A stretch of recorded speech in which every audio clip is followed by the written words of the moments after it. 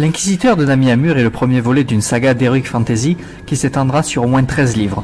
Mais au fil des années, mon imagination est allée explorer d'autres rivages plus éloignés, dont j'ai posé les fondations sur le papier sous forme d'annexes. Ainsi, j'ai inséré à la fin de chaque ouvrage une chronologie détaillant les éléments propres à chaque tome pour enrichir l'expérience de lecture. Toutefois, il restait une multitude d'événements, notamment liés aux différents univers, que je souhaitais vous présenter sans non plus vous noyer. C'est la raison pour laquelle j'ai créé ces 3 vidéos baptisées Cosmogonie et Mythes, pour vous dévoiler, de façon synthétique, mes années de travail sur le contexte qui entoure cette saga. Ces événements ne sont pas forcément nécessaires pour la compréhension des livres qui seront publiés, car j'ai veillé à établir une ligne directrice, mais ils en enrichissent la teneur. La première vidéo s'est intéressée aux Elden, à l'époque du Premier Monde, celui de Namener, et la chute finale du dictateur Itadalf. La deuxième vidéo, quant à elle, est revenue sur le deuxième monde, nommé Valar, et s'est terminée là où commence l'histoire de l'Inquisiteur de Nami-Amur. Les futures suites traceront une épopée contenant un début, un milieu et une fin, jusqu'au crépuscule du monde de Valar, qui marquera la fin définitive de cette série. Maintenant, nous allons aborder, dans cette vidéo, le troisième monde, celui qui vit le jour après la fin de Valar. On le nomme Gaïa, il s'agit de notre monde. Tout commence après le troisième Big Bang, quand les âmes d'Ahura Mazda et de Mephistoméniou, les deux versants du bien et du mal, implosent ensemble pour former une nouvelle galaxie. Là apparaît la Terre, telle que nous la connaissons, et la naissance des dinosaures, qui régnèrent durant des décennies jusqu'à leur extinction causée par la chute d'une météorite au Mexique. Des années après arrivèrent les nouveaux hommes et le début de leur domination.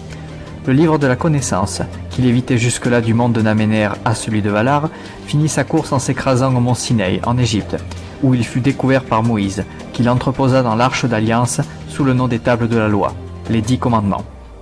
En 1129 après Jésus-Christ, le Concile de Troyes reconnaît officiellement la création de l'ordre des Templiers. Celui-ci est chargé de protéger et d'accompagner les pèlerins dans leur marche pour Jérusalem dans le contexte de la guerre sainte. Au cours des différentes croisades, les Templiers recueillent et mettent à l'abri des reliques des mondes antérieurs, dont Eretar, l'épée brisée d'Ahura Mazda. 178 ans plus tard, Esquieu de Florian, un bourgeois de Béziers, emprisonné pour meurtre, partage sa cellule avec un Templier condamné à mort. Celui-ci brise les secrets de son ordre et révèle que l'efficacité légendaire des Templiers provient du pouvoir stupéfiant des reliques des anciens mondes. Il révèle également que la découverte de ces objets a fortement ébranlé la foi des Templiers envers le Christ, au point de le renier. Par la suite, Esquieu se confie à Guillaume de Nogaret, le garde des sceaux de l'époque, qui révèle les tenants de l'affaire au roi de France Philippe IV le Bel.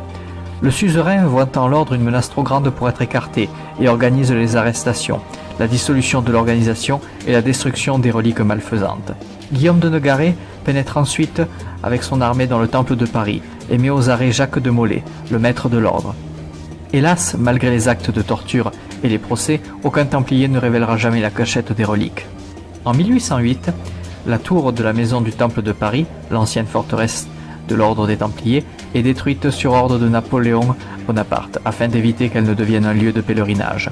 Un vieux parchemin est retrouvé dans les décombres de la tour, un document contenant toutes les indications nécessaires pour retrouver l'épée Eretar. L'empereur, trop préoccupé par les répercussions de la bataille de Belen en Espagne, décide de ne donner pas suite aux recherches. Au cours de la Seconde Guerre mondiale, le général Pétain instaure le régime de Vichy et donne libre accès sous la contrainte au SS aux archives de Napoléon. La carte menant à Eretar est retrouvée et ramenée en Allemagne, où le Führer ordonne la mise en place d'une expédition. La lame est découverte dans le courant de la guerre et rapatriée en Argentine pour étude. Hitler se tient régulièrement informé des progrès, mais il demeure maigre.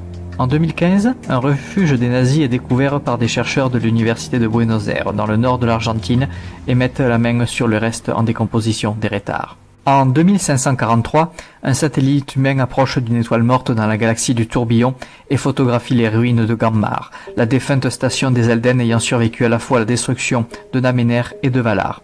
Pour la première fois, l'existence d'une ancienne civilisation avant l'homme est établie.